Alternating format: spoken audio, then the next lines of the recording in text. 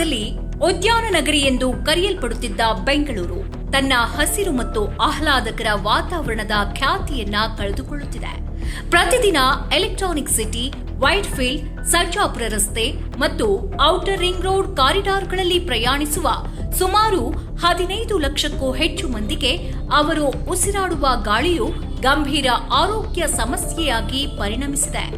ಬೆಳಗ್ಗೆ 8 ಗಂಟೆಯ peak ಅವರ್ಗಳಲ್ಲೇ electronic city face 1ರಲ್ಲಿ ವಾಯು ಗುಣಮಟ್ಟದ ಸೂಚ್ಯಾಂಕ AQI 188ರಷ್ಟು ತಲುಪುತ್ತದೆ.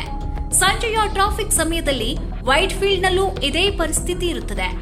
ಐಟಿ ಪಾರ್ಕ್ಗಳ ನಿರ್ಮಾಣ ಕಾರ್ಯ, ಭಾರೀ ವಾಹನಗಳ ಸಂಚಾರ ಮತ್ತು ದ್ವಿಚಕ್ರ ವಾಹನಗಳು ಹಾಗೂ ಕ್ಯಾಬ್ಗಳ ದಟ್ಟಣೆಯು ಈ ಕಾರಿಡಾರ್ಗಳನ್ನು ಸ್ಥಳೀಯ ಮಾಲಿನ್ಯದ ಕೇಂದ್ರ ಬಿಂದುಗಳನ್ನಾಗಿ ಮಾಡಿದೆ.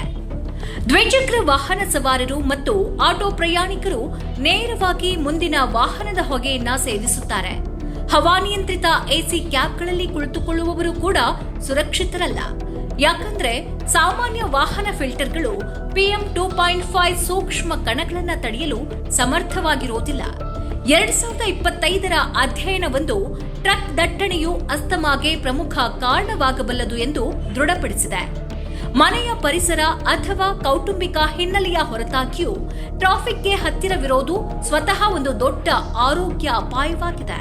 ಈ ಕುರಿತು ಅಭಿಪ್ರಾಯ ಹಂಚಿಕೊಂಡಿರುವ ಬೆಂಗಳೂರಿನ ಹಿರಿಯ ಪಲ್ಮನಾಲಜಿಸ್ಟ್ ಡಾಕ್ಟರ್ ಮಂಜುನಾಥ್ ಅವರು ಕೆಲ ವಿಚಾರವನ್ನ ಹಂಚಿಕೊಂಡಿದ್ದಾರೆ. ನನಗೆ ಅತಿ ಹೆಚ್ಚು ಕಾಳಜಿ ಇರೋದು ದೀರ್ಘಕಾಲದಿಂದ ಪ್ರಯಾಣಿಸುತ್ತಿರುವವರ ಬಗ್ಗೆ. 4-5 ವರ್ಷಗಳಿಂದ ಪ್ರತಿದಿನ ಸಂಚರಿಸುವ ಅನೇಕರು ಬೆಳಗ್ಗೆ ಎದೆಯಲ್ಲಿ ಬಿಗಿತ, ಒಣಕೆಮ್ಮು ಸಾಮಾನ್ಯ ಎಂದು ಪರಿಗಣಿಸುತ್ತಾರೆ. ಆದರೆ ಕೊನೆ ಹಂತಕ್ಕೆ ಸಮಸ್ಯೆ ತಲುಪಿದಾಗ ಮಾತ್ರ ಅವರು ನಮ್ಮ ಬಳಿ ಬರ್ತಾರೆ. ಅಷ್ಟೊತ್ತಿಗಾಗಲೇ ಶ್ವಾಸಕೋಶದಲ್ಲಿ ಬದಲಾವಣೆಗಳು ಆರಂಭವಾಗಿರುತ್ತವೆ. ದೀರ್ಘಕಾಲ ಪ್ರಯಾಣಿಸುವವರು ಮುಂಜಾಗೃತಾ ಕ್ರಮವಾಗಿ ಆರಂಭಿಕ ಶ್ವಾಸಕೋಶದ ಪರೀಕ್ಷೆ ಮಾಡಿಸಿಕೊಳ್ಳುವುದು ಅವಶ್ಯಕ.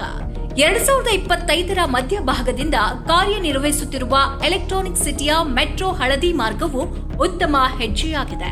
ಆದಾಗ್ಯೂ ಮೆಟ್ರೋ ನಿಲ್ದಾಣದಿಂದ ಐಟಿ ಪಾರ್ಕ್ವರೆಗೆ ಅಂತಿಮ ಹಂತದ ಸಂಪರ್ಕ ಮತ್ತು ಅಲ್ಲಿನ ಧೂಳು ತುಂಬಿದ ರಸ್ತೆಗಳ ಸಮಸ್ಯೆ ಇನ್ನೂ ಬಗೆಹರಿದಿಲ್ಲ. ಬೆಂಗಳೂರಿನ ಐಟಿ ಕಂಪನಿಗಳು ತಮ್ಮ ಉದ್ಯೋಗಿಗಳ ಆರೋಗ್ಯ ರಕ್ಷಣೆಗಾಗಿ ಸಕ್ರಿಯವಾಗಿ ಭಾಗವಹಿಸಬೇಕಿದೆ.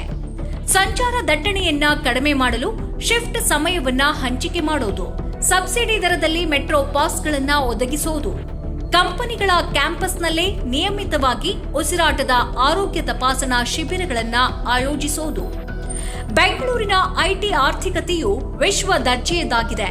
ಆದರೆ ನಮ್ಮ ದೈನಂದಿನ ಸಂಚಾರ ಮತ್ತು ಉದ್ಯೋಗಿಗಳ ಶ್ವಾಸಕೋಶದ ಆರೋಗ್ಯದ ನೀತಿಗಳು ಇನ್ನೂ ಸುಧಾರಿಸಬೇಕಿದೆ.